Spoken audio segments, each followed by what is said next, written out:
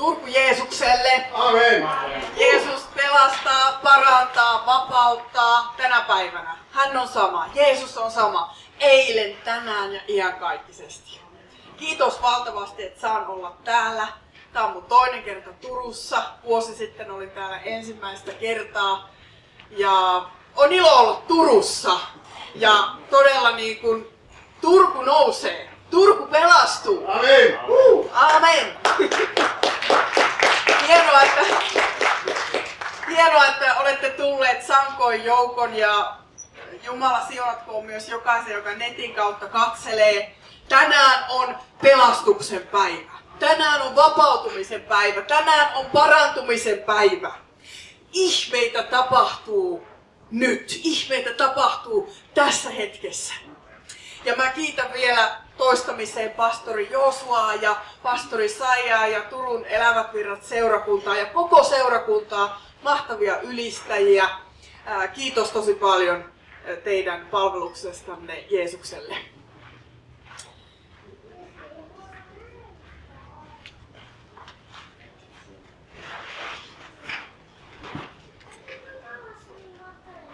Paavalin toinen kirje korinttilaisille, luku 6, sieltä alusta.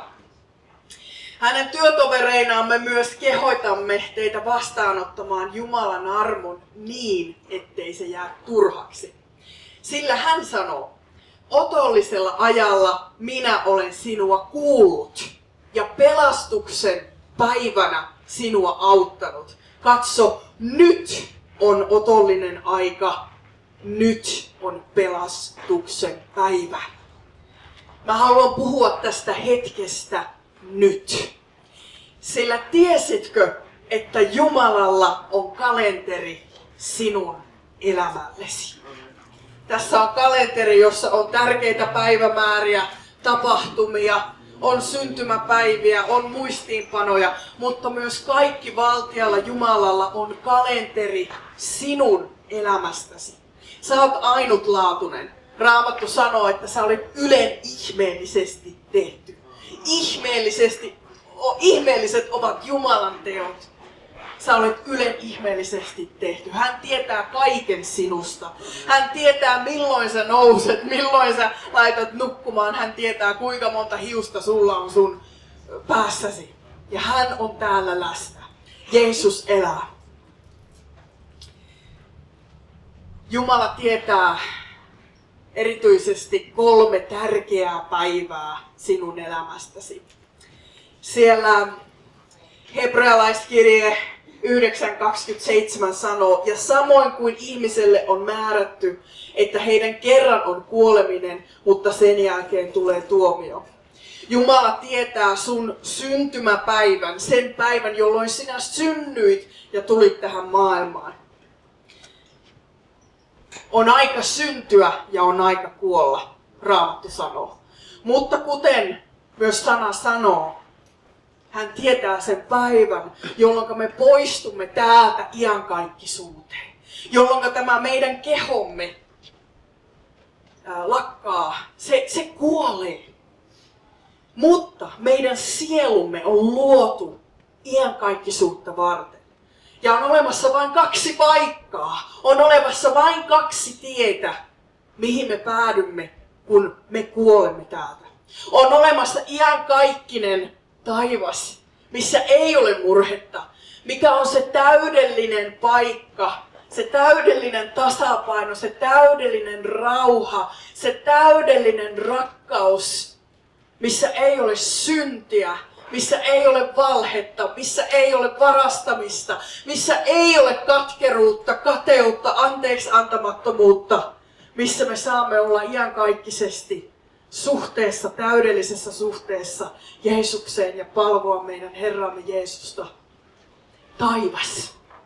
Mutta sitten on olemassa se toinen paikka. Se paikka, mitä Raamattu sanoo, että se on se kuolemantie. Ja se on iankaikkinen kadotus, helvetti, johon yksikään ihminen ei oikeasti halua mennä. Mikä on täynnä kidutusta ja mitä ei koskaan edes luotu ihmisille. Se luotiin langenneelle enkelille perkeleelle ja demoneille, langenneille enkeleille, mutta sitä ei luotu ihmiselle. Jumala ei koskaan luonut, että ihmisen tulisi päätyä sinne. On olemassa kaksi tietä. Ja Jumala tietää sen päivän, mikä on ihmiselle määrätty, että heidän kerran on kuoleminen ja sen jälkeen tulee tuomio. Mutta on olemassa vielä kolmas päivä, jonka Jumala erityisesti tietää. Tiedättekö mikä se on? Kuinka moni tietää? Se on juuri tämä, mistä aloitin. Se on se valtavan ihana pelastuksen päivä. 2. Korinttilaiskirje 6.2 sanoo, hänen työtovereinaan me myös kehoitamme teitä vastaanottamaan Jumalan armon niin, että se ei jää turhaksi.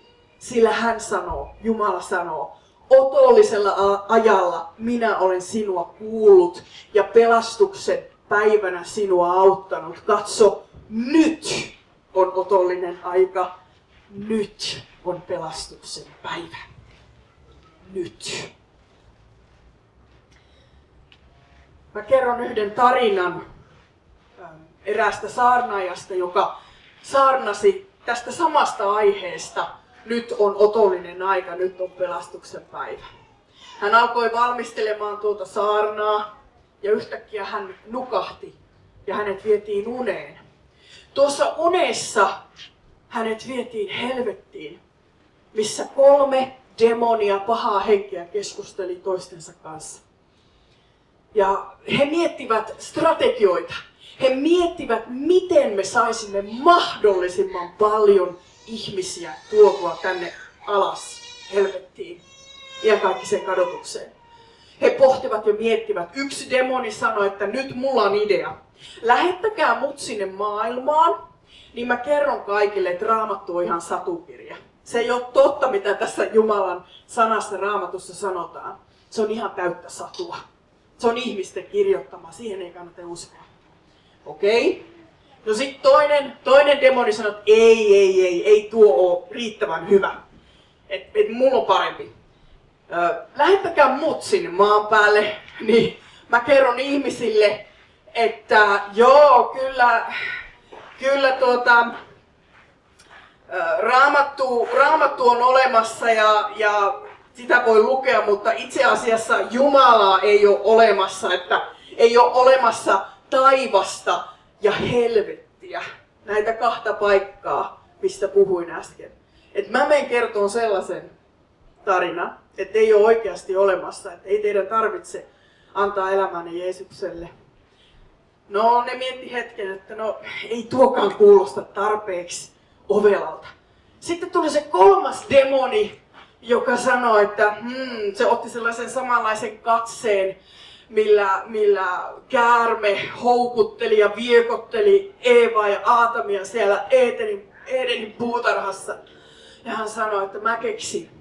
Mä menen sinne maailmaan ja mä sanon ihmisille, että Raamattu on totta, Jumala on totta, Jeesus on totta, taivas on totta, helvetti on totta, mutta mä yritän uskotella ja mä uskottelen niille kaikilla tavoin, että ei ole mitään kiirettä. Ottakaa ihan rauhassa. Ei ole mitään kiirettä. Ja he keskenään päätti, tämä 3. tarina on kaikista parhain, me lähetetään sut maailmaan valehtelemaan. Tiedätkö, vihollinen on tullut tuhoamaan, tappamaan ja varastamaan. Mutta Jeesus on tullut, että sulla voisi olla yltäkylläinen elämä nyt ja iankaikkisesti. Tämä on totuus. Jeesus on tullut, sillä niin on Jumala maailmaa rakastanut, että hän antoi ainokaisen poikansa, ettei yksikään, joka häneen uskoo, hukkuisi, vaan saisi iankaikkisen elämän. Eikä ainoastaan siellä joskus taivaassa, vaan nyt. Että se yltäkylläinen elämä on nyt sinulle saatavilla. Mutta tässä sanomassa on jotain tärkeää, ja se tärkeä asia on tämä hetki nyt. Koska voi olla, että on olemassa ihmisiä, rakkaita, Jumalan luomia ihmisiä, jotka päätyvät kadotukseen, koska he ajattelivat, että huomenna minä annan elämäni Jeesukselle. Huomenna mä laitan asiat kuntoon Jumalan kanssa. Huomenna minä teen parannuksen. Huomenna minä käännyn. Mutta tuo on valhe, koska vihollinen, sielun vihollinen tietää yhden asian. Ja se asia on se, että huomista ei tule koskaan. Huominen ei ole olemassa. Sen takia tämä sanoma on niin tärkeä. Sen takia tämä sanoma nyt on niin tärkeä, koska itse asiassa tässä toisen korinttilaiskirjeen 6. luvussa ei puhuta, että tänään on pelastuksen päivä, vaan siellä sanotaan, että nyt on otollinen aika. Nyt on pelastuksen päivä. Koska olen kuullut todistuksia, tarinoita siitä, että joku on ollut hienossa kokouksessa tai Jeesus on kutsunut häntä, mutta hän on ajatellut, että myöhemmin tänään me emme voi tietää, mitä tapahtuu myöhemmin tänään. Tuleeko sitä hetkeä enää koskaan? Sitä tänään joskus myöhemmin.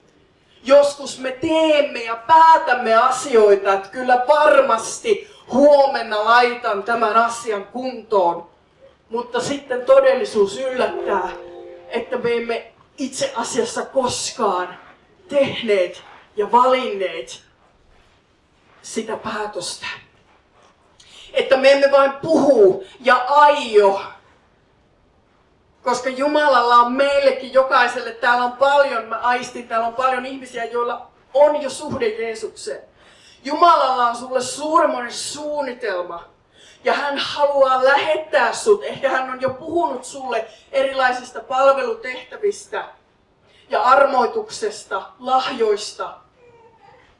Mutta sinun tulee tietää, milloin on se aika nyt. Koska joskus voi käydä niin, että me lykkäämme asioita ja vihollinen itse asiassa varastaa meiltä aikaa. Jeesus on tullut tekemään tyhjäksi perkeleen teot. Ja Jeesus haluaa tulla meidän elämään Herraksi ja käyttää meitä, lähettää meidät, että me eläisimme tässä hetkessä nyt.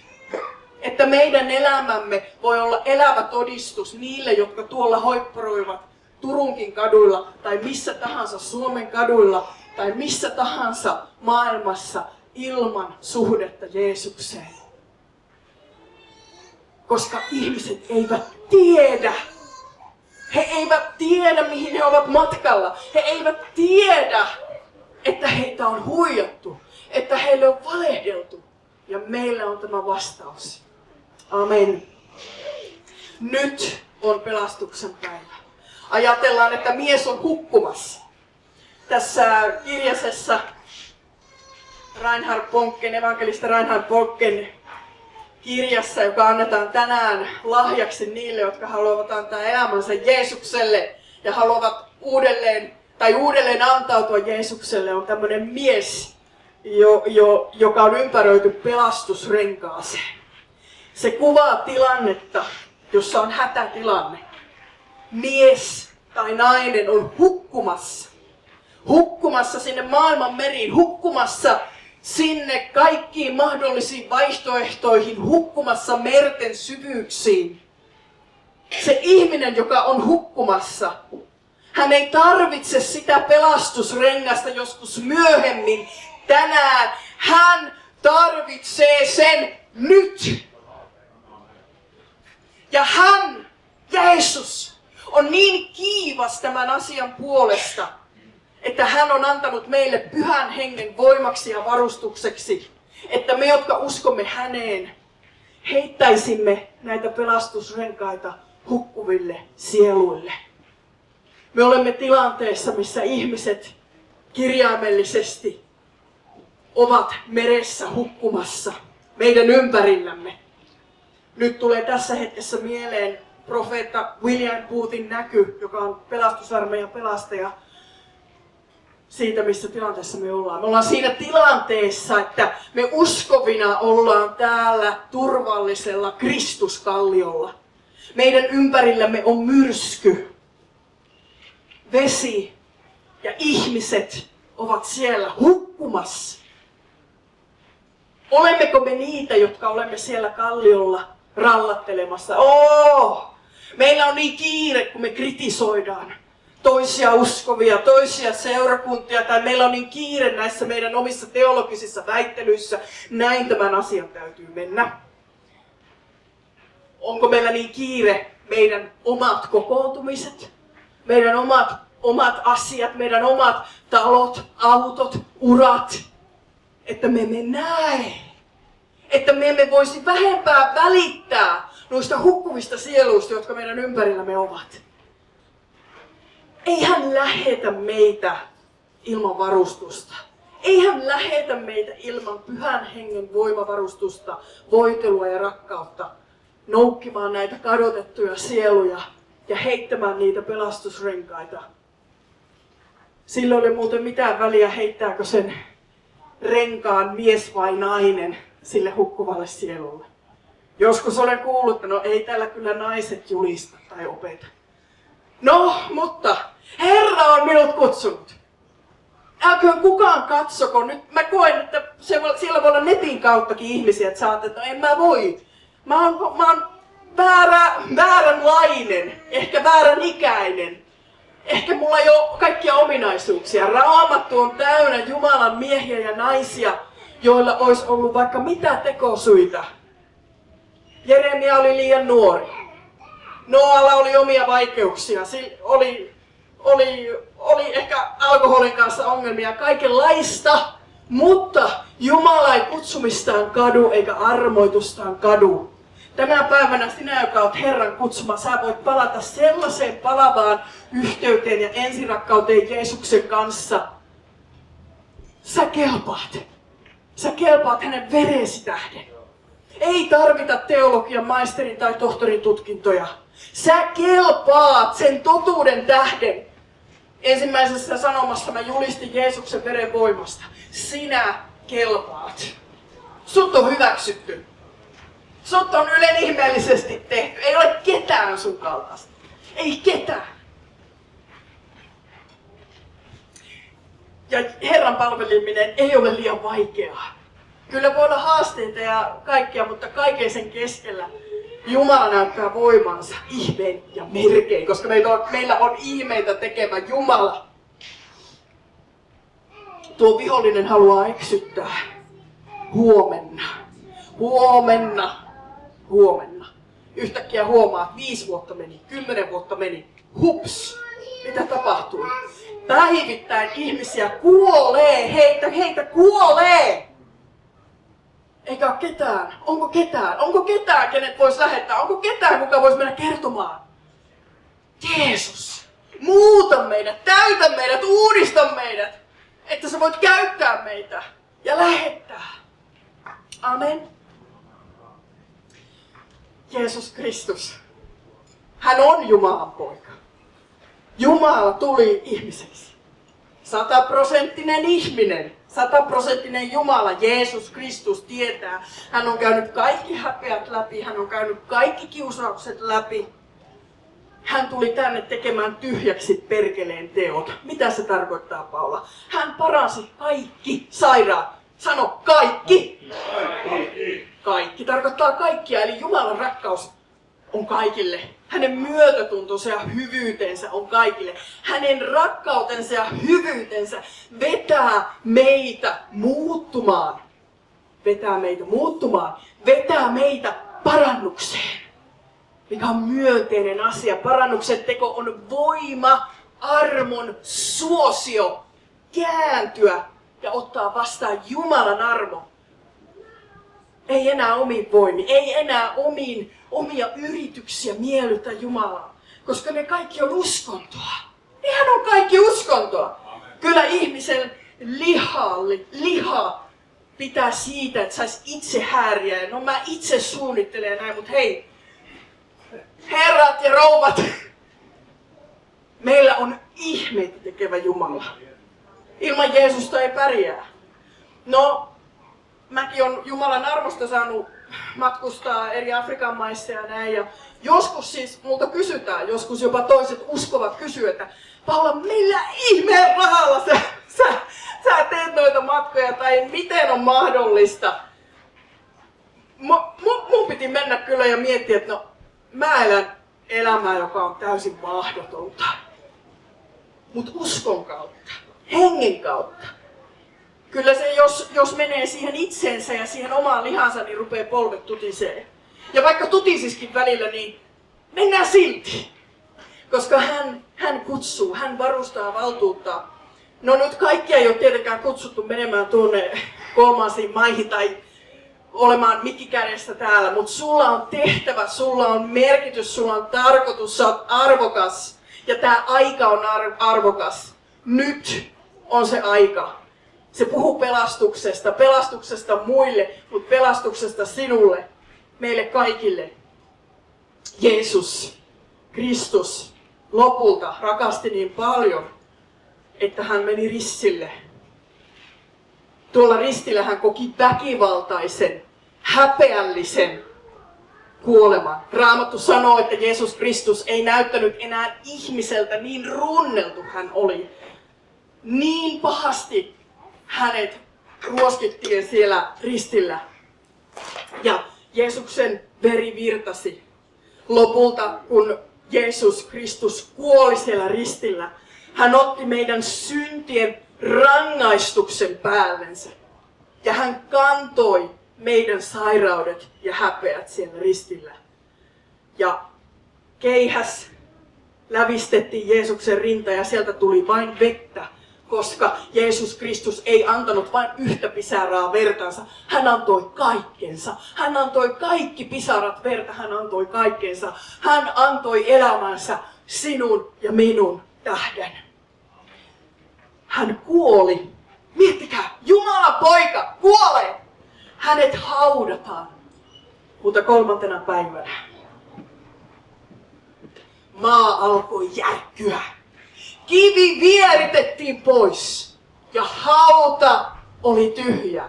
Jeesus Kristus nousi kuolleista. Ja hän elää! Jeesus elää! Voitko sanoa Jeesus? Elää! Ja tässä ylösnousemusvoimassa me saamme tänään olla nyt. Ja tarrautua hänen voimaansa ja armoonsa ja rakkauteensa, pelastuksensa nyt.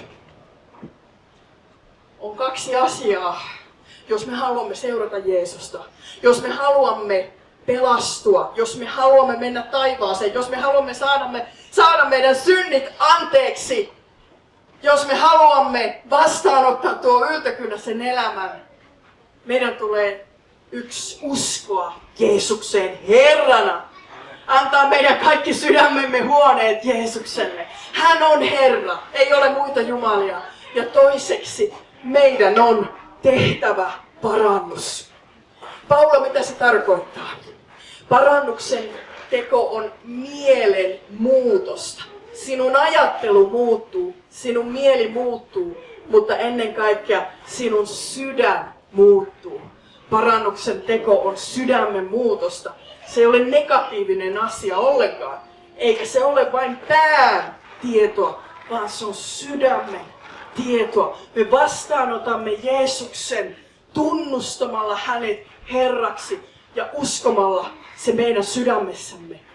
Ja jos me olemme tehneet syntiä, niin kuin me kaikki olemme, Raamattu sanoo, kaikki ovat syntiä tehneet ja Jumalan kirkkautta vailla. Synnin palkka on kuolema, mutta Jumalan armolahja on iankaikkinen elämä Jeesuksessa, Kristuksessa, meidän Herrassamme. Meidän tulee lopettaa. Lopetetaan valehtelu, lopetetaan varastaminen, lopetetaan se katkeruuden pitäminen.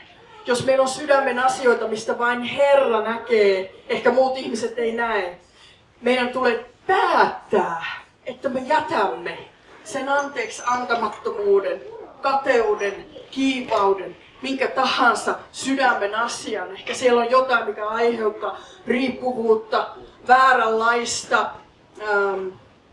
vääränlaisia tottumuksia, jotka tuhoaa sinua psyykkisesti ja henkisesti ja ennen kaikkea sinun sydäntäsi. Meidän tulee vain lopettaa näiden asioiden tekeminen. Me teemme päätöksen kääntyä, juosta pois synnistä ja kääntyä Jeesuksen Kristuksen syliin.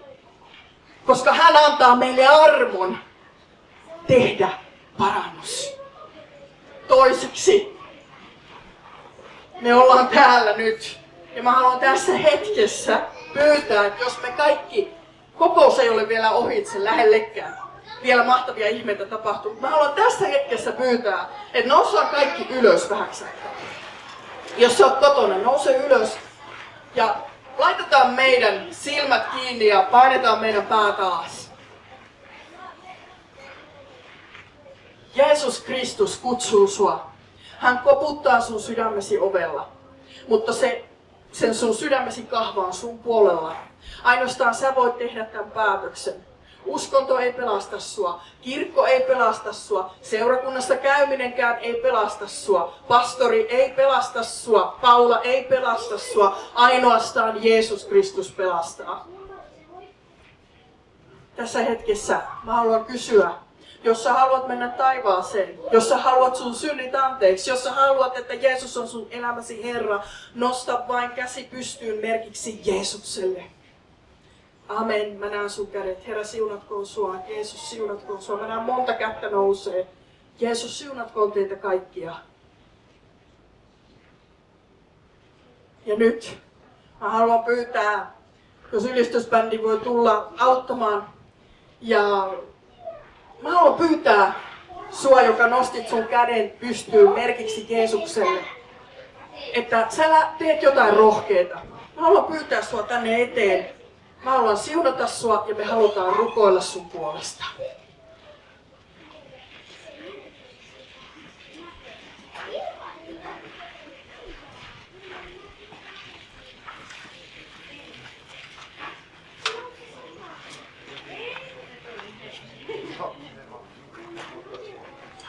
Koska me ei tulla ihmisen eteen, me tullaan elävän Jumalan eteen.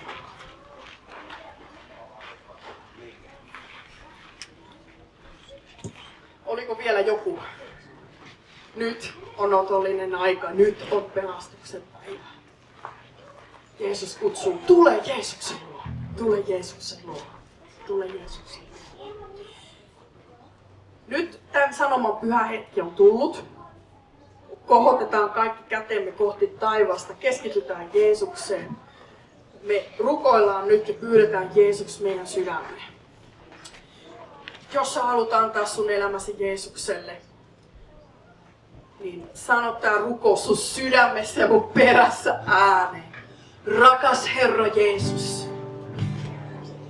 Tehdään se uudelleen vähän kovemmalla äänellä. Rakas Herra Jeesus. Tule sydämeen. Anna kaikki syntini anteeksi. Pese minut puhtaaksi. Uskon Jeesus, että olet Jumalan poika. Uskon Jeesus, että kuolit puolestani ristillä. Uskon Jeesus, että nousit ylös 3. päivänä ja tulet jälleen takaisin minua varten. Jeesus, huudan puoleesi. Pelasta minut nyt. Jeesus, täytä minut pyhällä hengellä. Kuulun nyt Jeesukselle. Ja Jeesus kuuluu minulle. Amen! Annetaan aplodit Jeesukselle. Ihan mahtavaa. Meillä on sulle lahja uuden elämän alkuun. Tää on evankelista Reinhard Bonken kirjoittama kirja. Sä oot tehnyt nyt sun elämäsi tärkeimmän ratkaisun. ja sä oot lähtenyt seuraamaan Jeesusta. Puhu aina Jeesuksen. Silloin kun sä oot iloinen, puhu Jeesuksen. Silloin kun sä oot surullinen, puhu Jeesuksen. Aamulla, töissä, koulussa, illalla kun sä menet juttelemaan. Puhu Jeesukselle niin kuin sä juttelisit sun aviopuolisolle tai sun parhaimmalle ystävälle. Jeesus on sun elämäsi Herra. Luota ainoastaan Jeesukseen. Ja meillä täällä Tommi ja muut haluavat ojentaa sulle tämän lahjan. Mä pyydän teitä seuraamaan häntä. Mutta tämä kokous ei ole vielä ohi. Koska mä koen, että Jeesus haluaa parantaa täällä nyt ihmisiä. Kuinka monella teistä tarvitsette parantumista teidän kehoon? Aika moni. Hyvä. Nyt me keskitytään Jeesukseen. Ja mä opetan lyhyesti Jumalan sanasta, parantumisesta ja uskosta, koska Jeesus Kristus on sama eilen, tänään ja iankaikkisesti. Hän haluaa parantaa, hän pelastaa, mutta hän myös parantaa.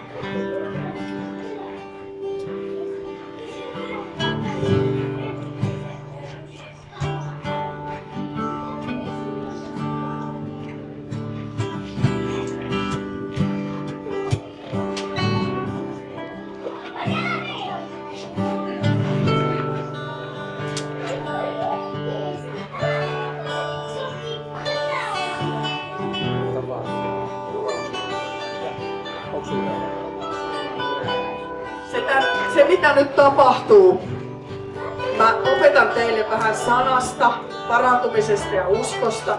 Sen jälkeen me jokainen meistä me kytkemme oman uskomme ja me alamme yhdessä rukoilemaan. Jos sulla on kipua sun kehossa, sä voit ottaa sun oman käden ja laittaa sen kipeän paikan päälle. Ja mä uskon, että Jeesus tulee parantamaan tässä hetkessä monia täällä ja vapauttamaan.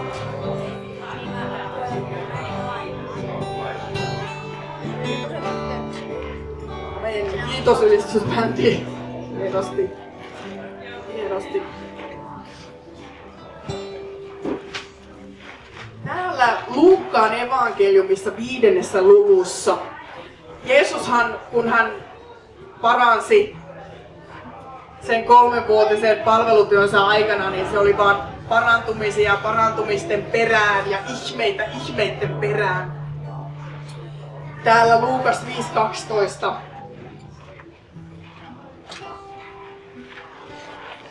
Ja kun hän oli eräässä kaupungissa, niin katso, siellä tuli mies yltänsä Pitaalissa. Ja nähdessään Jeesuksen hän lankesi kasvoilleen ja rukoili häntä sanoen, Herra, jos tahdot, niin sinä voit minut puhdistaa. Niin Jeesus ojensi käteensä ja kosketti häntä ja sanoi, minä tahdon, puhdistu. Ja kohta Pitali lähti hänestä.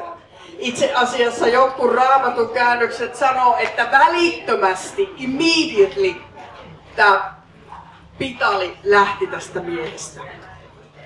No kuinka moni uskoo, että Jeesus kykenee parantamaan? Tosi moni. Mutta kuinka moni uskoo, että Jeesus haluaa parantaa? Kyllä, koska Jeesus ei ainoastaan kykene parantamaan, hän myös haluaa parantaa.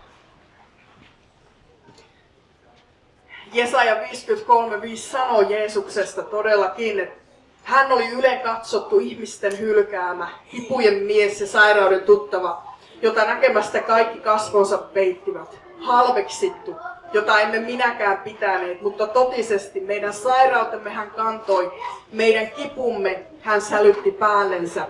Me pidimme häntä rangaistuna Jumalan lyömänä ja vaivaamana, mutta hän on haavoitettu meidän rikkomustemme tähden, runneltu meidän pahan tekojemme tähden. Rangaistus oli hänen päällänsä, että meillä rauha olisi, ja hänen haavainsa kautta me olemme paratut. Nyt mitä me tehdään, niin me aletaan rukoilemaan, mä julistan tähän mikkiin, alan rukoilemaan ja samassa hetkessä ylistetään ja kiinnitetään katsemme Jeesukseen. Sä voit rukoilla siellä sun omalla paikalla, kiinnitä sun katseesi Jeesukseen. Minä en ole parantaja, Jeesus on parantaja. Jeesus on parantaja. Ja niin kuin tuossa aikaisemmassa sanomassa mä sanoin, että evankeliumi on niin kuin kolikko, millä on 2 puolta. Toisella puolella on pelastuminen ja toisella puolella on parantuminen. Ja se sama paketti on tarjolla sinulle tänään. Jeesus haluaa parantaa sut. Jeesus haluaa koskettaa sua tässä hetkessä.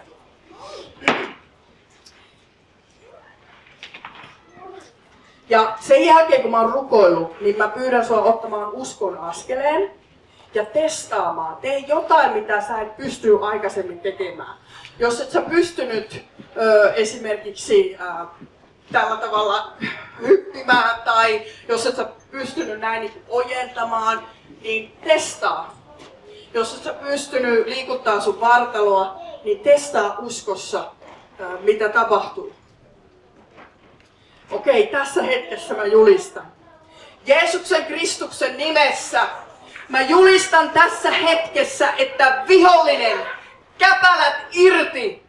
Vihollinen ulos tästä kaupungista. Mä nuhtelen jokaista vihollisen voimaa. Mä nuhtelen jokaista noituuden voimaa tässä kaupungissa ulos Jeesuksen nimessä ja veressä. Vihollinen, sinun on lakattava kiduttamasta ja ahdistamasta näitä ihmisiä ulos Jeesuksen nimessä. Täysin vapaus Jeesuksen Kristuksen nimessä mä julistan, että kaikki olkapää, selkä, pääkivut parane Jeesuksen nimessä. Syöpä poistu Jeesuksen nimessä ja veressä. Polvikivut parane Jeesuksen Kristuksen nimessä. Astma parane Jeesuksen nimessä ja veressä. Nilkkakivut, hammassäryt, tule terveiksi Jeesuksen nimessä ja veressä. Pääkipu, migreeni, masennus ulos Jeesuksen nimessä. Kaikenlainen ahdistus ulos Jeesuksen nimessä ja veressä. Korkea verenpaine, sepelvaltimotauti parane Jeesuksen nimessä ja veressä. Kuurokorva aukene Jeesuksen nimessä ja veressä. Sokea, jollain on osittain sokea silmä, aukene Jeesuksen nimessä ja veressä. Tule terveeksi, kaikki kivut pois Jeesuksen nimessä ja veressä. Jeesuksen nimessä ja veressä mä julistan, että kaikki kipu ja sairaus saa väistyä. Jeesus, sä oot Herra, sä oot parantaja. Ja mä julistan, että sä saat tulla täydellisesti terveeksi tässä hetkessä Jeesuksen nimessä ja veressä. Amen. Aina me emme tarvitse pitkiä rukouksia. Mutta nyt tässä hetkessä mä pyydän sua tekemään jotain. Jos sulla oli tosiaan polvissa tai jaloissa jotain ongelmia, niin tee jotain rohkeeta. Testaa, jos sulla oli selässä ongelmia, kokeile vaikka venyttä. Jos et sä aikaisemmin pystynyt menemään kyykkyyn, niin sä voit tässä testata ihan uskossa. Ja kokeilla, jos sulla oli niskakipuja, oliko hammassärkyä, tuntuko, että sulla oli masennusta ja nyt sä oot vastaanottanut ilon, niin sä voit testata tässä hetkessä Jeesuksen nimessä. Amen, amen. Onko täällä nyt just tässä hetkessä ketään, joka voisi kertoa, että sulla on todistus sun parantumisesta? Rohkeasti. Onko sulla? Paranitko sä?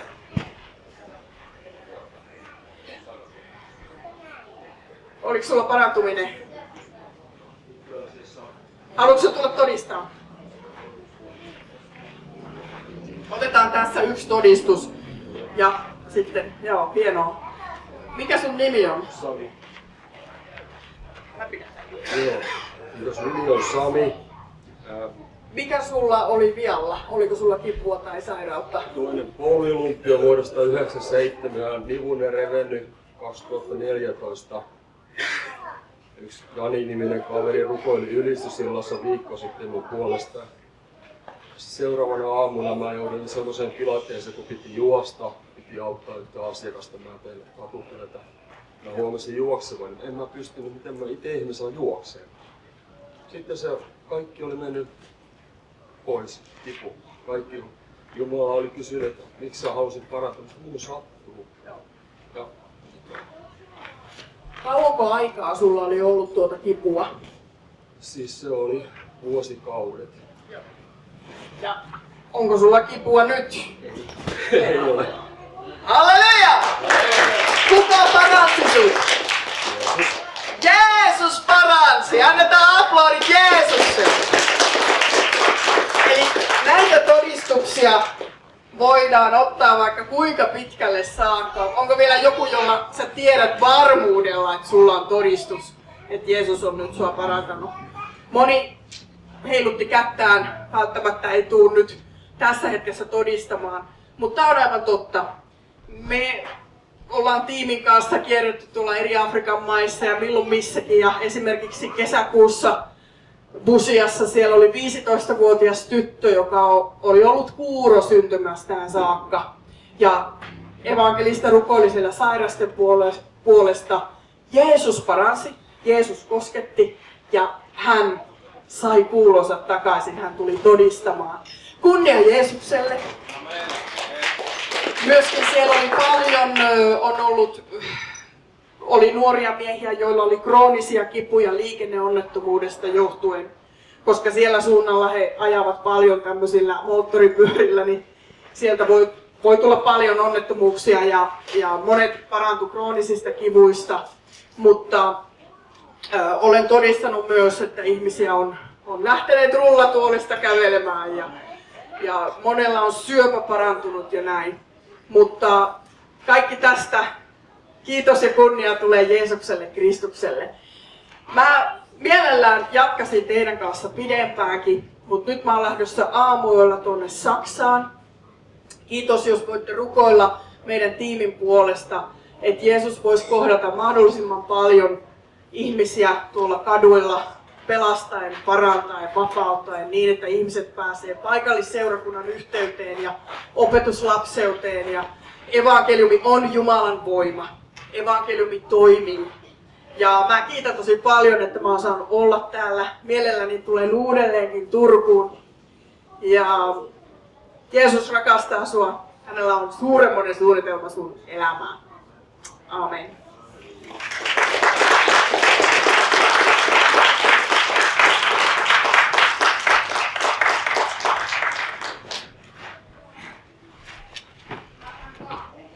Kiitos. Kiitos Paula. Kuuluuko? 1, 2, 1, 2. Nyt kuuluu. Kiitos Paula tosi paljon.